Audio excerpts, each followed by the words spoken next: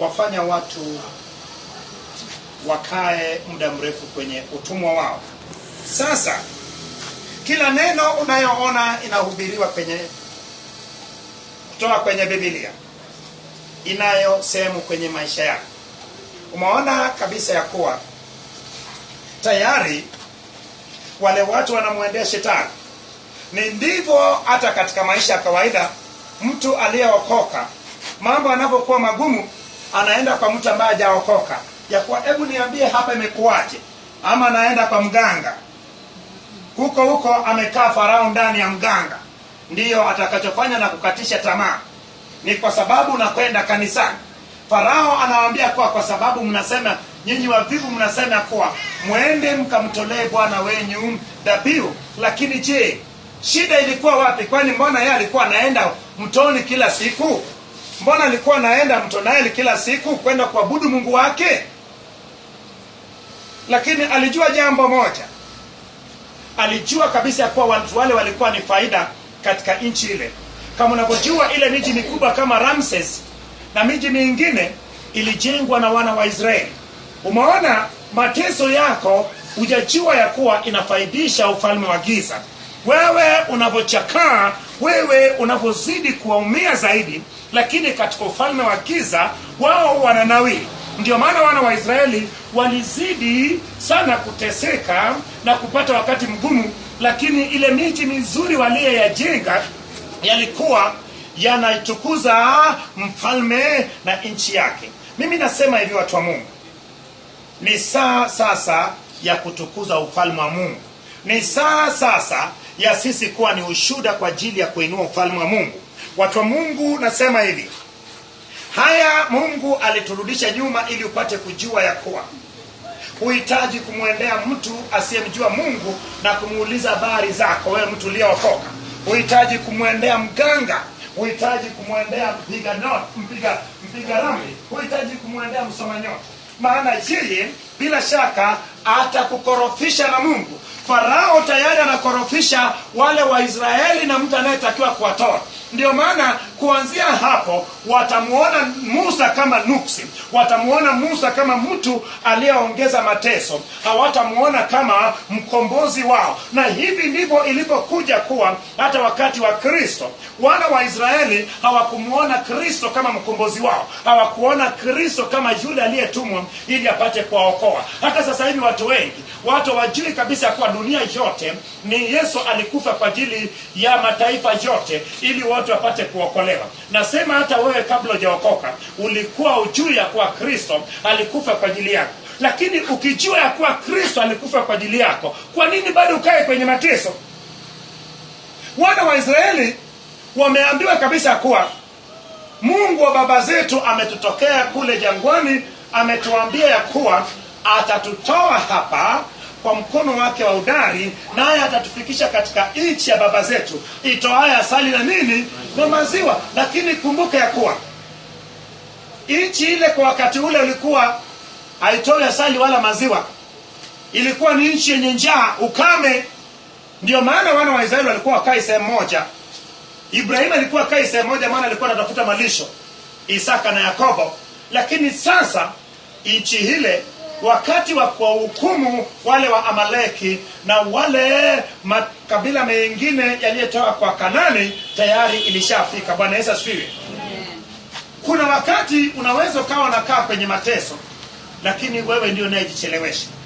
Umeona wana wa Israeli, ili Mungu ashuke na kwenda kuwaokoa, ilibidi wapase sauti zao na sauti zao zimfikie Mungu. Ilibidi walie, ilibidi wamkumbuke Mungu. Ndio maana na wewe sasa umemkumbuka Mungu.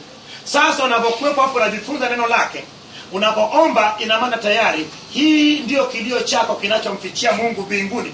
Lakini sasa Mungu ameshuka kupitia neno lake ili akuokoe kutoka mikononi mwa Farao anayetesa maisha yako. Usidhani ya kuwa wewe kutoka kwenye utumwa ni jambo jepesi. Usidhani kabisa ya kuwa wewe kutoka kwenye tatizo la kichwa kugonga kila siku ni nyepesi. Sio nyepesi, maana wana wa Israeli hawakutoka kwa urahisi. Nasema hivi, hata shetani ana nguvu, ingawa nguvu ya Mungu ni kubwa sana. Shetani anafanyaje kazi?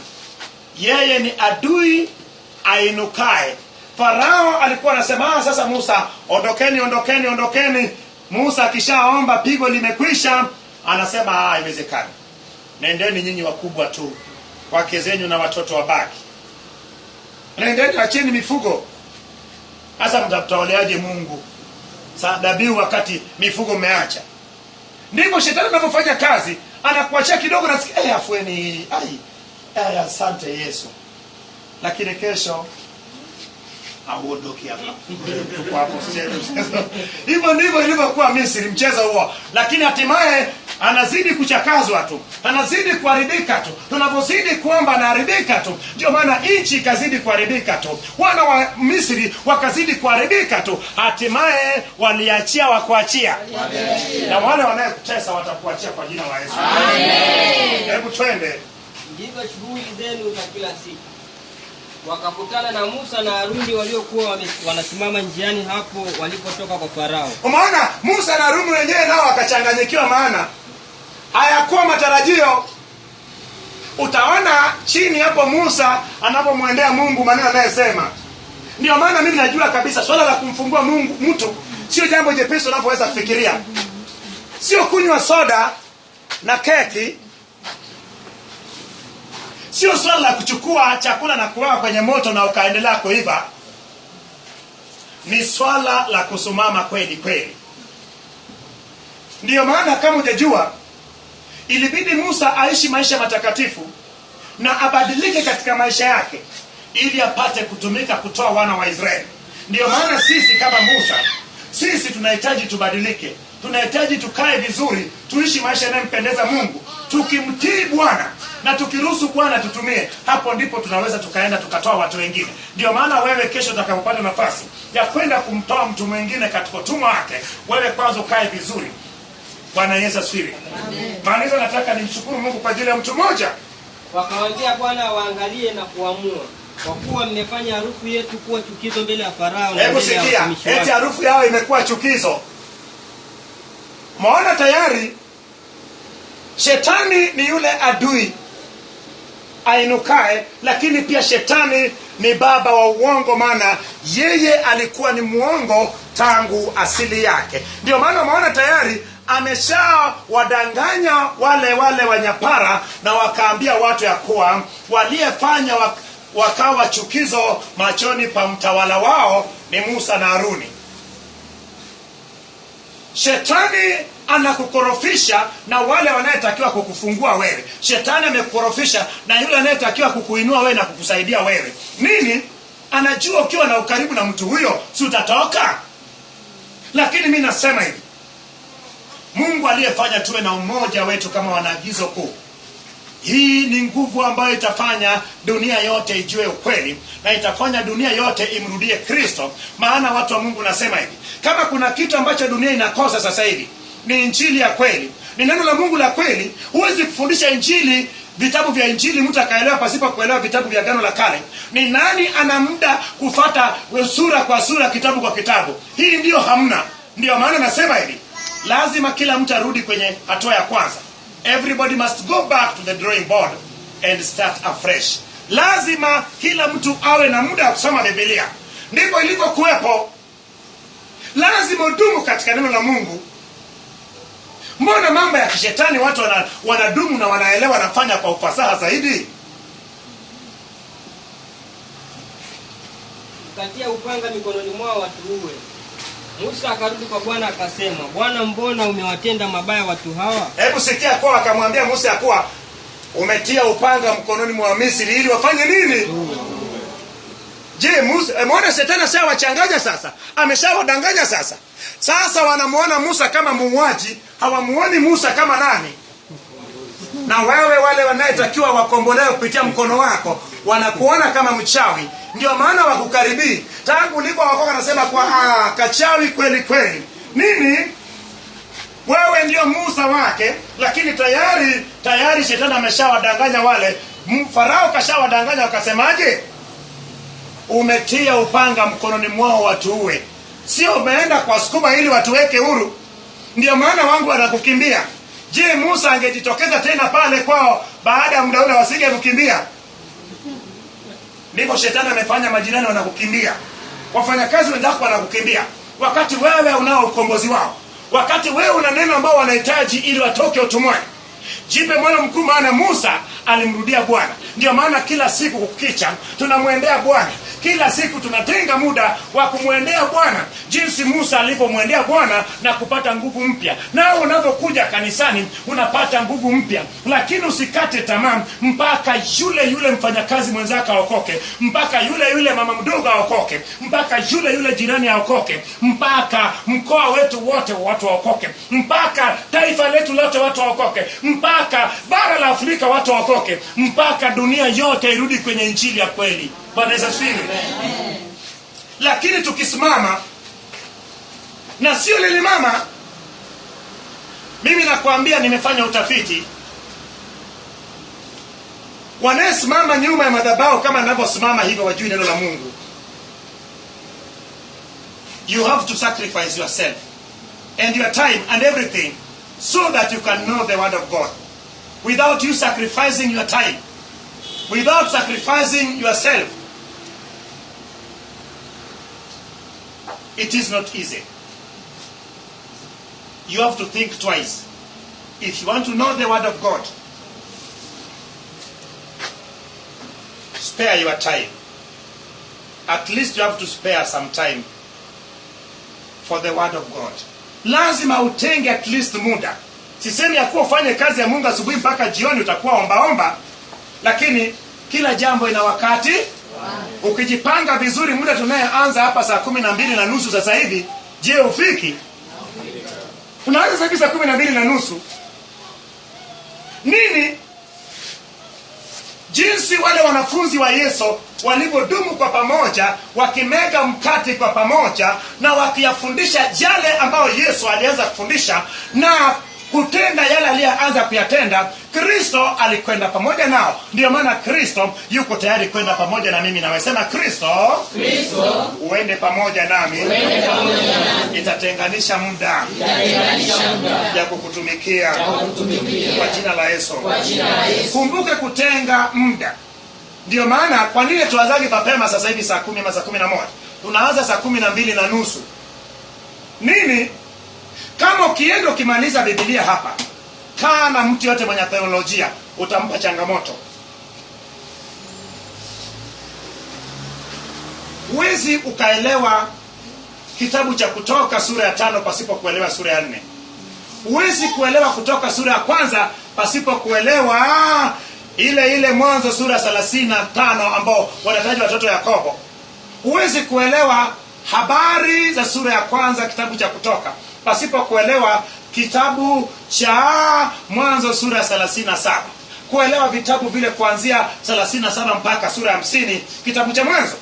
Ndio maana sema hivi, jinsi ambayo sura ya 1 ya kitabu cha Kutoka ni mwendelezo wa sura ya 50 kitabu cha Mwanzo, ndivyo sura ya 2 kitabu cha Kutoka ni mwendelezo wa sura ya 1. Sura ya 5 ni mwendelezo wa sura ya 4, na kitabu cha Mambo ya Walawi huwezi kuielewa pasipo kuelewa kitabu cha Mwanzo na kitabu cha Kutoka. Vitabu hivi vinategemeza. Ndio maana watu wa Mungu nasema hivi, hii ndio neema ambayo Mungu anarudisha katika dunia. Acha swala la kuchukua mstari mmoja na kujengeza nayo imani ya watu. Ndio maana imani haikae ndani ya watu. Maana imeandikwaje? Imeandikwa, imani ni kuwa na uhakika kwa mambo yatarajiwayo na ni bayana ya mambo yasiyoonekana. Lakini imani inakuwaje? Inakujaje? Na inakuwaje? Imani inakuja mtu anaposikia neno la Mungu, lakini na kuongezea kuwa imani hii inazidi kudumu na kukua kupitia mtu kuendelea kusikia neno la Mungu. Hapo ndipo imani yako inazidi kuwa imara. Inatoka kwenye kuwa imani ya kawaida inakwenda kwenye imani isiyokuwa ya kawaida. Bwana Yesu asifiwe. Hebu malizia nimshukuru Mungu kwa ajili ya mtu mmoja ambaye amejua kabisa kuwa chokochoko zilizozidi katika maisha yake ni njia yake sasa kuelekea mwisho. Uliza wanayekimbia mbio, anapofika kwenye mzunguko wa mwisho inakuwa tayari kupitiliza. Waulize wale wasakata rumba. Waulize inavyozidi kwenda sana inakuwaje. Speed inavyoongezeka na utamu wa muziki, jua kabisa ndio unakaribia kumalizika. Na wewe ukiona pale unamweka ugali wako na sato, halafu unaona nazidi kunani zaidi, jua ndio unakaribia kumaliza. Bwana Yesu asifiwe. Twende. Kwani kunituma mimi? Kwa maana tangu nilipokwenda kwa Farao kusema naye kwa jina lako, amewatenda mabaya watu hawa, wala hukuwaokoa watu wako hata kidogo.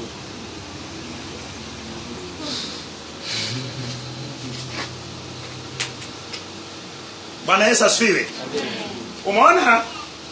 Bila shaka watu wale walipomwambia Musa ya kuwa wewe umeweka upanga mkononi mwa Misri ili watuue, ile jambo ilimuumiza sana Musa.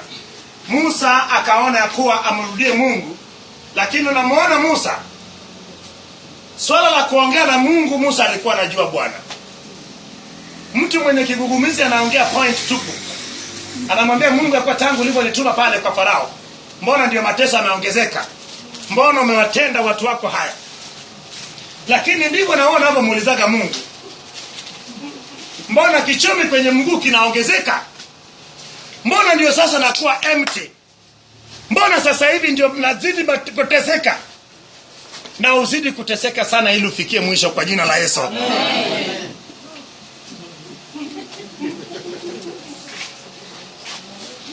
Kama kuteseka itakufikisha mwisho, basi uzidi kuteseka ili ufanyie nini?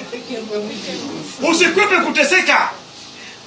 Unapokwepa kuteseka unakwepa kufika mwisho. Bila shaka yale mateso yaliongezeka ili wale watu waichukie nini? Waichukie taifa lile pale.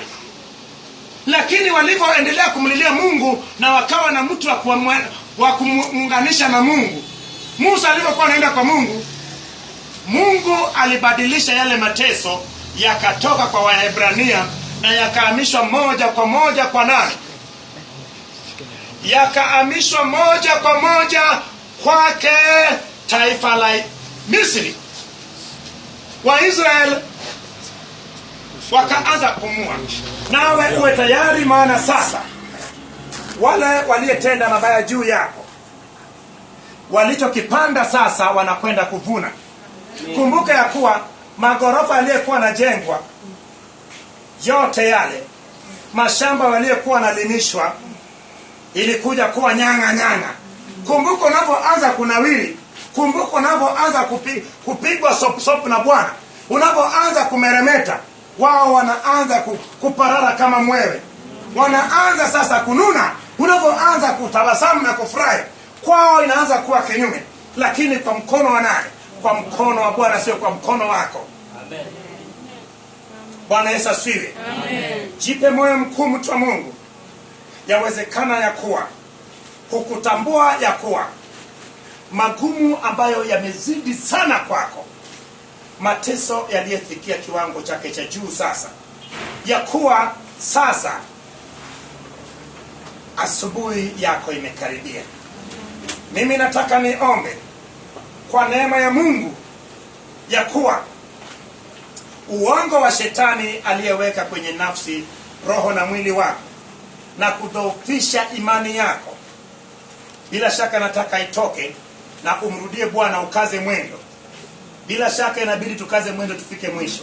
Kuna watu wengine ambayo akisikia kichomi analia vibaya mno, anaikemea, alafu kichomi kinaishia hapo. Kinachofuata ni kichomi kinatakiwa kimfikishe mwisho. Mateso yanatakiwa yafike mwisho wake. Bwana Yesu asifiwe. Usiyakwepe majaribu, bali uyakabili nini? Majaribu. Njia nzuri ya kimungu ni kuyakabili majaribu, maana kila jaribu Mungu amesema ina mlango wa kufanya nini? Wa kutokea. Amesema usitoboe ukuta. Wapo wengi ambayo Mungu alikuwa ameruhusu mlango ule ukafungwa, lakini badala ya kusubiri uonyeshwe mlango mwingine, mtu wa Mungu umeshatoboa ukuta. Ukitoboa ukuta, basi mlango huo wa ukuta haikufikishi unakotakiwa. Labda umetoboa upande wa kulia, lakini utakuwa utoboa upande wa kushoto. Ndio maana nasema hivi ya kuwa watu wa Mungu, Neno la Mungu likae ndani yako kwa wingi. Neno la Mungu likuhuishe. Neno la Mungu likuumbe tena upya. Neno la Mungu likuweke huru. Neno la Mungu lifungue njia zako zote. Neno la Mungu lifungue moyo wako. Neno la Mungu lifungue ufahamu wako. Neno la Mungu likufariji, maana neno la Mungu ndio faraja ya kweli. Bwana Yesu asifiwe. Amen. Nani mwenye swali kabla sijamshukuru Mungu? Anybody with any question before I pray?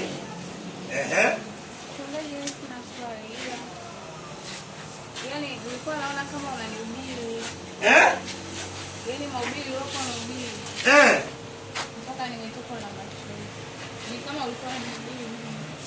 Nilikuwa sikuhubiri wewe, bali Bwana alikuwa anagusa maisha yako na eneo la maisha yako, maana anataka akutoe katika utumwa iliyekutesa. Maana bila shaka hujajua kabisa kuwa wewe sio mtu wa kawaida. Kwa nini wewe kila unapoenda unachaguliwa kuwa kiongozi? Umeshagajiuliza? Kila unapokuwepo mbona unachaguliwa kuwa kiongozi? Lakini unachaguliwa kuwa kiongozi huku umepinda, unataka kufa. Ni saa yako ya kutoka, moyo wako unachoma. Inapochoma ina maana inakuumba tena upya. Mimi nataka niombe kabla sijaomba. Nani mwingine mwenye neno ama swali? Jipe moyo mkuu, tuko pamoja. Utaona hicho kilichokuwa kinahubiriwa kwako sasa hivi. Mtu mwingine mwenye neno ama swali? Mimi nauliza, hao manyapara wana wa Israeli walipigwa kwa sababu gani? Kwa sababu wale walikuwa wasimamizi, wanasimamia. Kumbuka ya kuwa ukitaka kumtawala mtu vizuri, unamtawala kupitia watu wake ama yeye. Hata wana wa Israeli walipoingia kule kwao, wale Warumi walikuwa na watawalaji kupitia wafalme wao. So kinachofanyika, wasimamizi wa Misri wao walikuwa wako nyuma ya wale manyapara ambao ni Waisraeli, ambao wanyapara ndio walikuwa na watu. So anapopigwa nyapara anapiga sana wa kwake. So kinachofanyika, msimamizi anampiga nyapara, lakini nyapara anapiga wewe unayependa. So ndivyo ilipokuwa. Nani mwingine mwenye swali?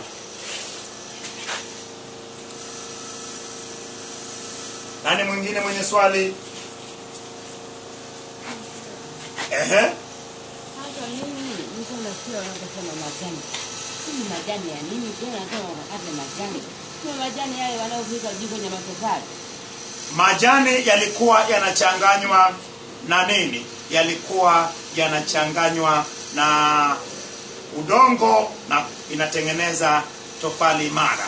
Of course haikuwa ni majani kama majani, ilikuwa ni aina ya majani. Ukisoma Biblia ya Kiingereza inaita straw. Aina ya majani.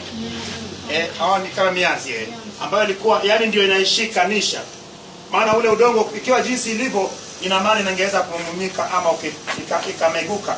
Lakini ikishikwa na ile nyasi, ina maana ni vigumu sana kufanya nini? Meguka ama kumumunyuka.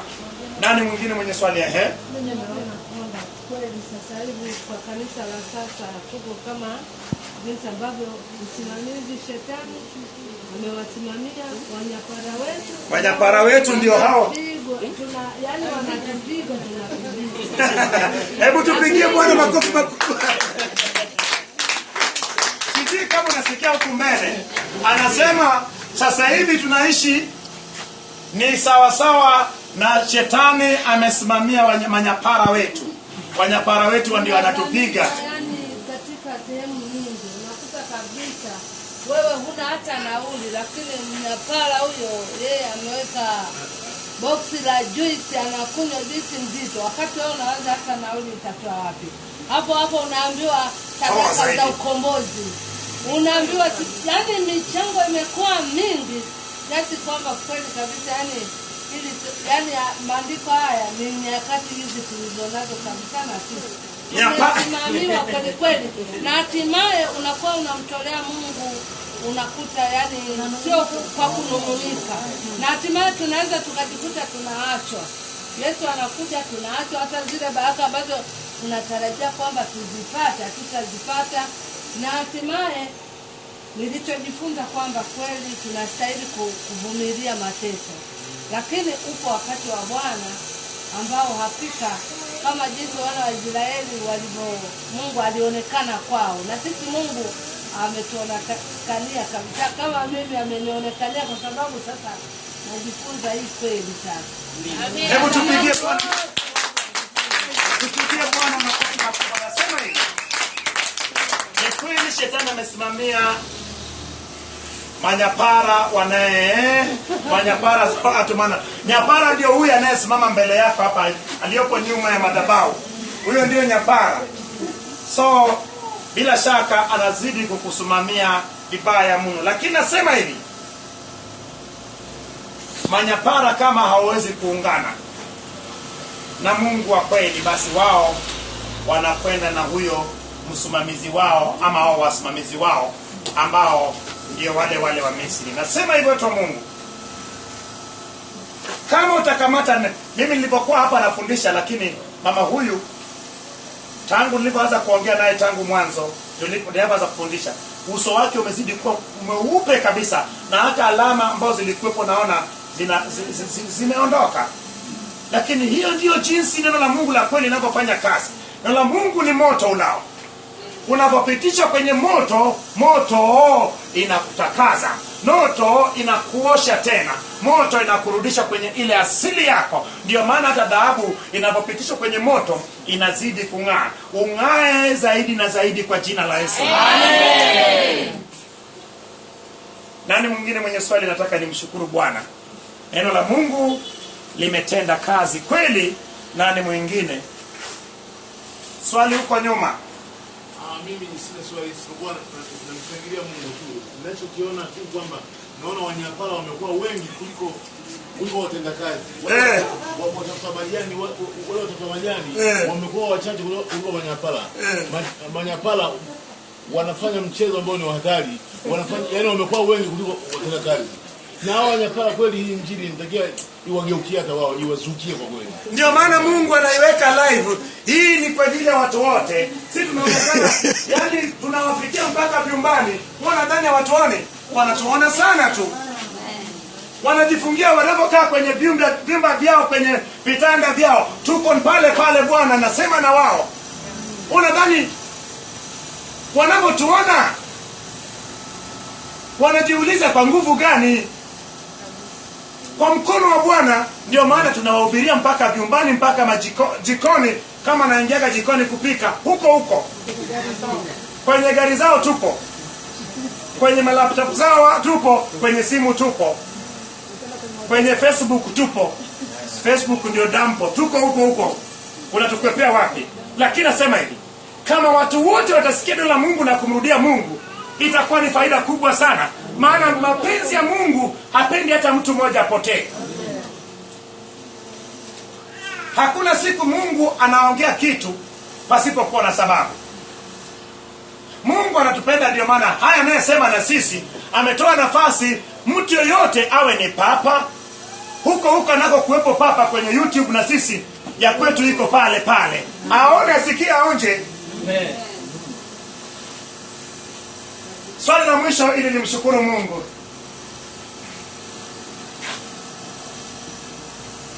Na swali huko? Ninaomba. Baba, katika jina la Yesu Kristo wa Nazareti aliye hai, mtakatifu Bwana, wewe ni mtakatifu. Jina lako ni jina takatifu. Baba muweza wa yote. Neno lako kwenye Agano la Kale, Baba wa rehema, inatuhusu, lakini kwenye ulimwengu wa kiroho. Sisi ni wana wa Israeli, lakini kwenye ulimwengu wa kiroho. Baba wa rehema, jinsi ulivyochagua wana wa Israeli na kuwafanya kuwa ni mzaliwa wako wa kwanza ili waende wakutumikie Bwana, umetuchagua sisi Baba wa rehema kupitia sisi kumpokea Kristo Yesu na kumfanya kuwa Bwana na Mwokozi wa maisha yetu. Baba wa rehema, ili tufanyike kuwa ni wazaliwa wako wa kwanza pamoja na Kristo, ili tupate kukutumikia Baba. Tazama Baba wa rehema, hawa watu wako Bwana uliyewachagua kupitia Kristo, Baba wa rehema, bado wako tumwani wengine katika kila eneo.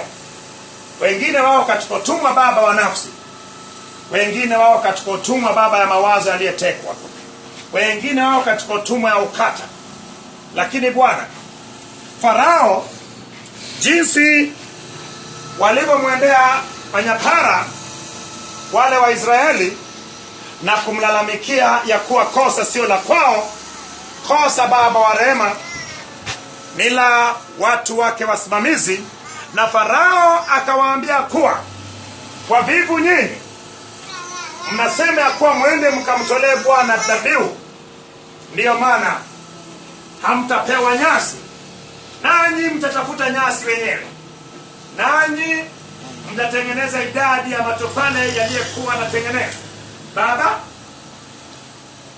Shetani baba wa rehema ni msimamizi, lakini manyapara ndio wale wanayetuongoza Baba, waliyepata kibali kutoka mbele zako Baba, ili watuongoze kwenye kutenda ukweli, watuongoze kwenye njia ya kweli. Lakini Baba muweza wa yote, Shetani kama Farao alivyowaambia wanyapara ya kuwa ni uvivu wenu na ni kwa sababu ya nyinyi taka kwenda kumtumikia Bwana. Baba, Shetani amekorofisha watu wako na wewe.